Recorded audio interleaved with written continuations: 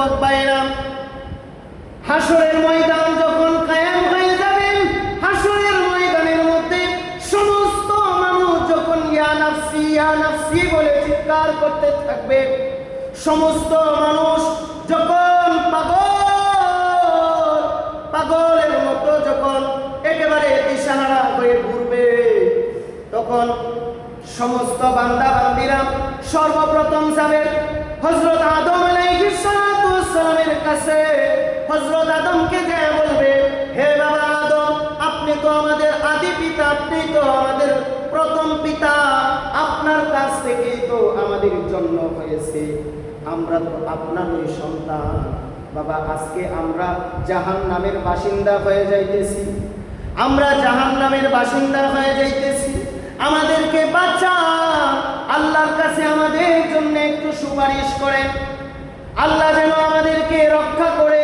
আপনি তো আল্লাহর পয়গম্বর, আপনি তো আমাদের আদি পিতা, আপনি আপনার সন্তানদের জন্য একটু সুপারিশ করেন। তখন হযরত আদম আলাইহিস সালাম ওই বান্দাদেরকে বলবে, ইয়া নাফসি, আমার নিজের জীবন নিয়েই তো আমি বড় পেরেশানি আছি, আমি তোমাদেরকে বাঁচাতে পারবো না, তোমরা অন্য কোথাও যাও, অন্য নবীর কাছে যাও। তখন ওই বান্দা বান্দিরা জাহান্নামীরা তখন হযরত ইব্রাহিমের কাছে যাবে, ইব্রাহিমের কাছে যায় বলতে থাকবে, মিল্লাতা আবিকুম ইব্রাহিম, আপনি তো আমাদের জাতির পিতা, আপনি তো আমাদের ইসলামের পিতা, আপনি তো আমাদের জাতির পিতা। আজকে আমাদের দুর্দিন, আমরা জাহান্নামের বাসিন্দা হয়ে যাইতেছি। ও আল্লাহর পয়গম্বর, আপনি তো খলিলুল্লাহ, আপনি তো আল্লাহর প্রিয় বন্ধু, বন্ধু মানে আপনি তো আল্লাহর অন্তরঙ্গ বন্ধু, কাজে আমাদের সেই বিপদের দিনে আমাদেরকে একটু আল্লাহর কাছে সুপারিশ করেন, আল্লাহ যেন আমাদেরকে মাফ করে দেয়।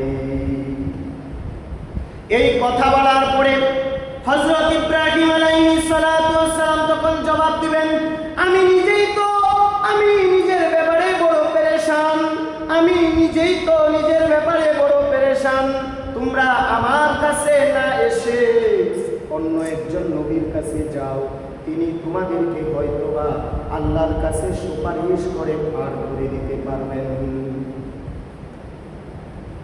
এই কথা বলার পরে সেই জাহান্নামীরা অবশেষে ইসমাঈলের কাছে যাবেন। ইয়াকুলু ইসমাঈলু যাবিহুল্লাহ, নাফসি নাফসি নাফসি নাফসি নাফসি।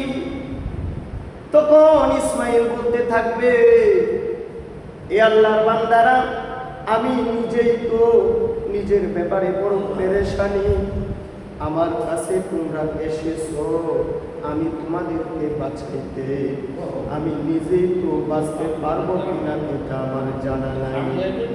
তোমরা যাও ঈসার কাছে যাও, ঈসা রূহুল্লাহ, ঈসার কাছে তোমরা যাও। তখন পাগলের মতো চিল্লায়া চিল্লায়া ঈসার কাছে যাবে, বড় পেরেশানি, বড় মাতাল, বড় দিশাহারা হয়ে, বড় আশা নিয়ে অবশেষে ঈসার কাছে যাবে।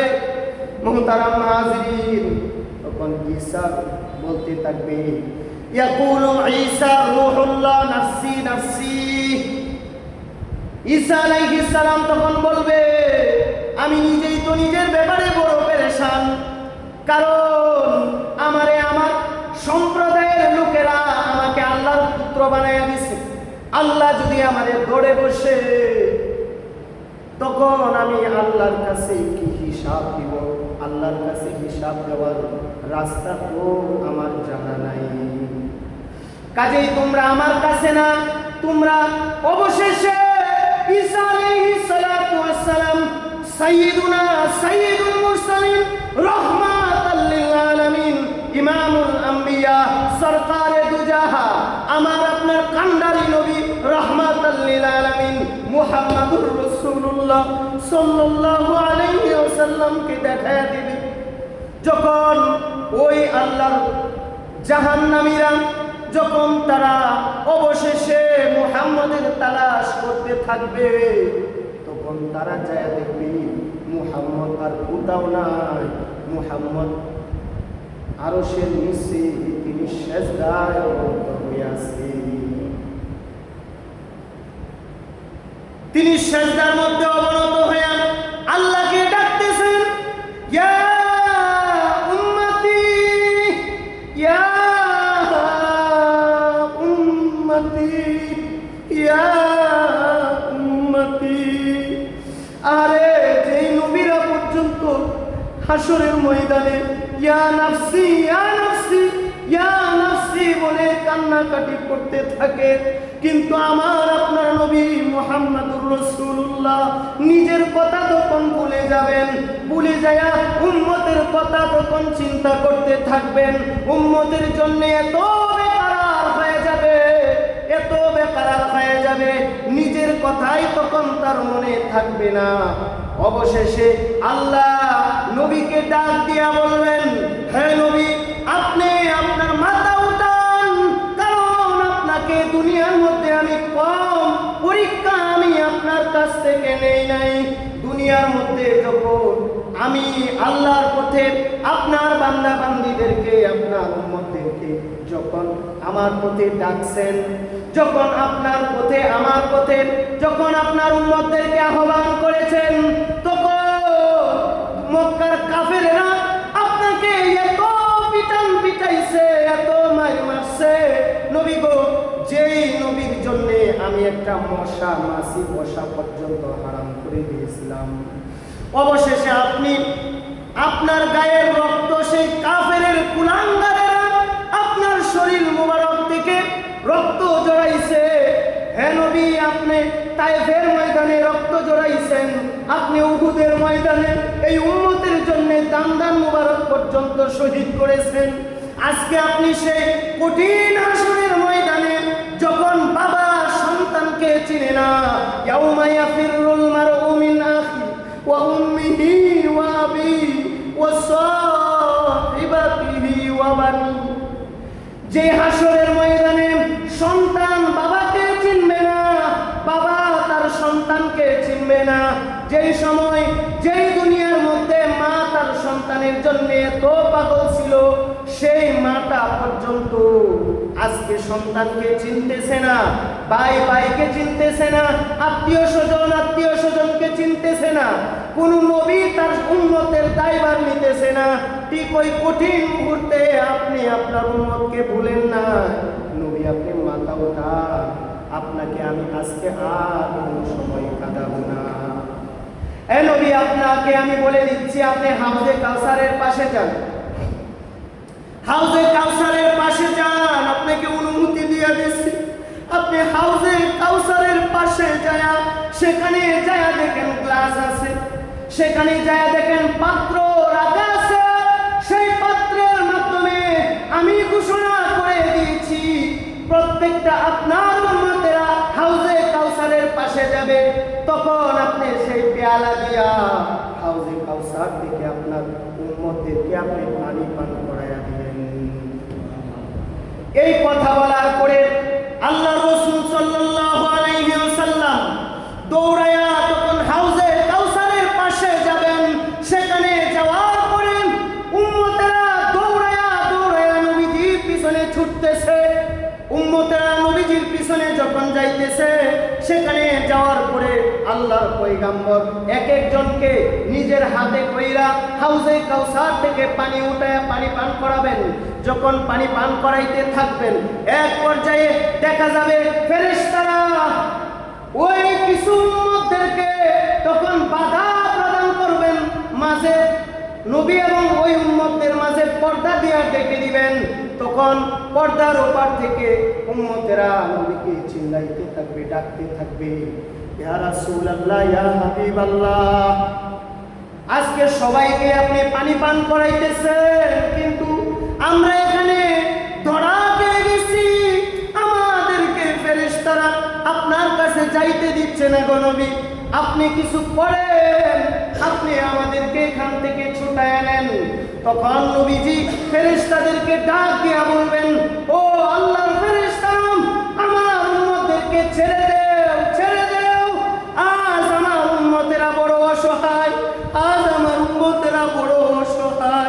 এই উম্মতদেরকে তাদের মা ভুলে গেছে, তাদের বাবা ভুলে গেছে, তাদের সন্তানাদিরা ভুলে গেছে।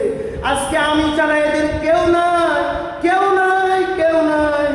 এদেরকে ছেড়ে দাও, এরা আমার কাছে আসো, আমি এদেরকে নিয়ে জান্নাতে যেতে চাই।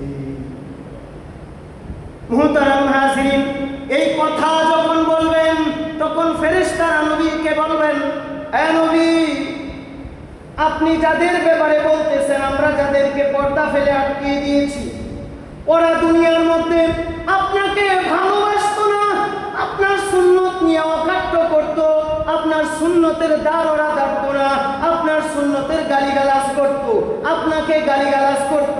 আপনাকে যখন দুনিয়ার বেঈমান কাফেরেরা যখন গালি দিত, তখন এই ব্যক্তিরা আপনার জন্য পাগল পাড়া হইয়া ওদের বিরুদ্ধে কোনো সময় প্রতিবাদ করত না। আপনাকে পাওয়ার জন্যে, আপনার আশাক হওয়ার জন্যে কখনো ওরা নিজেদেরকে কখনো মাতোয়ারা করত না। আপনার আশাক হওয়ার জন্যে আপনার পিছনে কখনো পাগল হয়ে ঘোরাফেরা করতো না। কাজে আপনি ওদেরকে ভুলে যান, আজকে আপনি ওদেরকে মনে রাখেন না। মুহতারাম হাজিরিন, এইভাবে যখন পর্দা ফেলে দিবে, দেওয়ার পরে যখন এই কথা ফেরেশতারা বলবে, তখন আল্লাহর রাসূল বলেন, সুহকান সুহকা, সুহকান সুহকা, তোমরা আমার থেকে দূর হয়ে যাও, আমার থেকে দূরে চলে যাও। আজ আমি তোমাদেরকে চিনি না, তোমরা আমার উম্মত না।